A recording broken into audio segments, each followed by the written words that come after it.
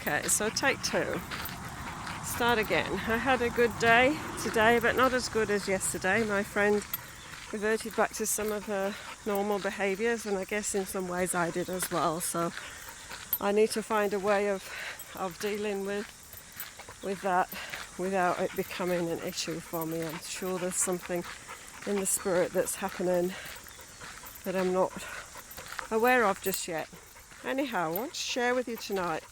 I've been watching the videos by Jamie Galloway again, and you can find them on YouTube. There's a whole series of them, Seen in the Spirit, they're called, Jamie Galloway. But the video I will listen to today, and I listened to it twice because there were some gems needed to get hold of, so I'll try and relay those gems to you now in the next few minutes. It's talking about seeing in the Spirit, seeing, opening our eyes. And that's been my prayer for as long as I can remember. I've sung that song, Open the Eyes of My Heart, Lord. I've prayed Ephesians, let the eyes of my heart, of my understanding be enlightened. And you can just look that prayer up. It's in the chapters 1 and 3 of Ephesians, the prayers that Paul writes. Great prayers, but I've prayed them for years and years and years, and nothing, well, I guess things have happened, but no sort of earth-shattering revelation, no angels standing in front of you saying hi. And really that's not how it happens. It does sometimes, but not all the time. So the whole series is sort of talking about seeing in the Spirit and seeing in the spiritual realm, and just beginning to realise that the spiritual realm is right there, as close to us as the natural realm is. So that's a bit earlier on in the evening, so I'm sharing the walk with a few other people around the back of Otorohanga. So it's just as natural as the spiritual realm is just as close to us as the natural realm is, right with us. And we can often be staring up to heaven, wanting God to reveal himself to us, and really is right there inside of us, right there inside us, walking with us in everything that we do and say. And so Jamie shared a few keys to actually operating in this spiritual realm. Jesus talks to Peter about, I'm going to give you the keys of the kingdom, and then goes on to say, whatever you bind on heaven will be bound in earth. And Jamie explains this as he was showing him the polar opposites, like whatever you bind, whatever you loose were opposites. And what he was saying to Peter was, as much as you want this to happen, it will happen in your life. And that is the key, one of the keys of how much we actually want it to happen in our lives is how it will happen. The first key that he shared, keys to opening up the kingdom, was one of generosity. If we want abundance to manifest in our lives, we need to learn to be generous in heart, generous in time, finances, all those things that you can be generous with. And that's one key to opening up financial abundance to ourselves. Another key was if we want healing to operate in our lives, then we actually have to get out and put our hands on people and pray for them. It's not going to happen unless we actually step out and do that.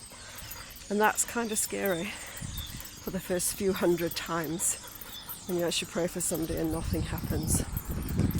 But then the 101th time, the person gets healed miraculously. But for me, the main key that he shared was actually utilising our imagination.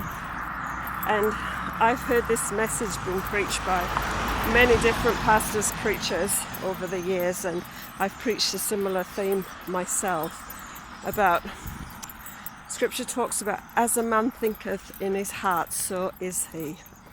And the things that we focus our attention on will be the things that manifest. So that is why I got to thinking I need to change my tactic on my friend and focus on the positive things rather than negative things and things that I want to happen in that situation. So imagination is a very powerful thing, and our heart, even though it's just that muscle that pumps oxygen around our body, is has characteristics that science are beginning to try and explain, but really there's no natural explanation because it's supernatural. And there's many stories of people having heart transplants and donation of other people's body parts that, people have been donors and they've donated them after they've died, and the recipient has experienced things that were common to that person. For example, Jamie shared a story about a young man who died and his heart had been given to this pastor, and the pastor found himself with a craving, a desire for popsicles, and he also found that he was swearing, and suddenly he loved Elvis and he loved motorbikes. And then when he discovered a little bit more about the person whose heart he now had, he could see that those were the things, the passions and the things that were in that young man's life. So what we think about is what we become.